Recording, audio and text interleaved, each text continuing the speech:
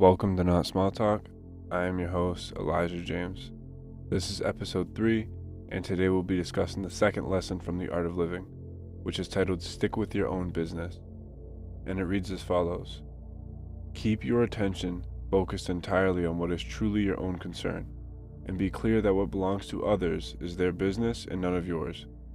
If you do this, you will be impervious to coercion, and no one can ever hold you back. You will be truly free and effective, for your efforts will be put to good use and won't foolishly be squandered finding fault with or opposing others. In knowing and attending to what actually concerns you, you cannot be made to do anything against your will. Others can't hurt you, you do not incur enemies or suffer harm. If you aim to live by such principles, remember that it won't be easy. You must give up some things entirely and postpone others for now. You may well have to forego wealth and power if you want to assure the attainment of happiness and freedom. Yet again, another chapter that deeply resonates with me.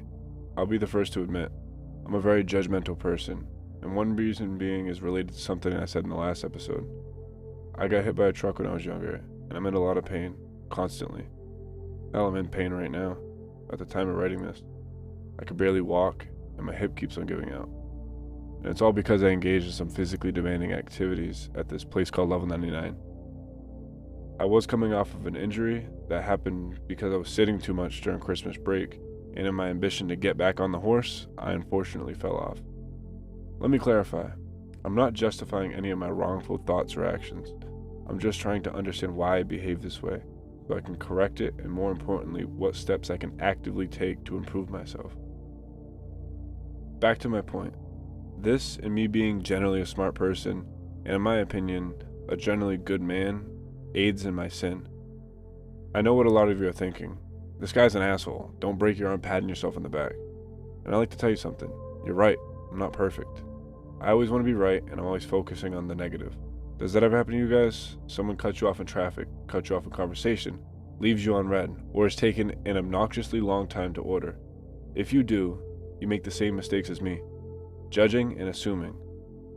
I also am always so quick to give advice because I feel as if I know what's best for my neighbor, which is yet again another mistake. Do you guys do this also? She should dump him, he should get a new job, she shouldn't do this, he shouldn't do that, thinking you know what's best for someone else. Some of you are probably thinking, well yeah, but how do I correct this? From my understanding, here's how. Mind your business. This isn't to say ignore negativity, but acknowledge it and then cast it out of your mind by trying to see the positive. When you find yourself being triggered, stop and empathize. Maybe they cut me off because of a family emergency, or maybe they're late for work and they really can't afford to lose their job because they may lose their home. Maybe they cut me off in conversation because they're just searching for a connection, a relation to another human being, so they just don't feel so alone. Maybe they left me on red because a baby started crying in their house and they had to help their family. Maybe they're taking an obnoxiously long time to order because they're human, and I, you, and every other human being has done the same thing once, so maybe we just cut them an inch of slack, a fraction of all the bullshit we let ourselves slide on, because we have this going on and that going on. Guess what? We all have shit going on. So love thy neighbor, treat people the way you want to be treated. Not because there's some cosmic justice, some karma, some God that will punish you for your sins, but because it's simply the right thing to do. And instead of being Dr. Phil or Oprah, when it comes to the way people live their lives, look at the ways they're trying. The same way you're trying, and doing the best you know how to do. And understand that you're not always going to understand, but that's okay, because you understand yourself, deeply. So we should focus on our lives and stick to our own business, because that's all we can truly control. You like that, how it came full circle? It's because it all relates.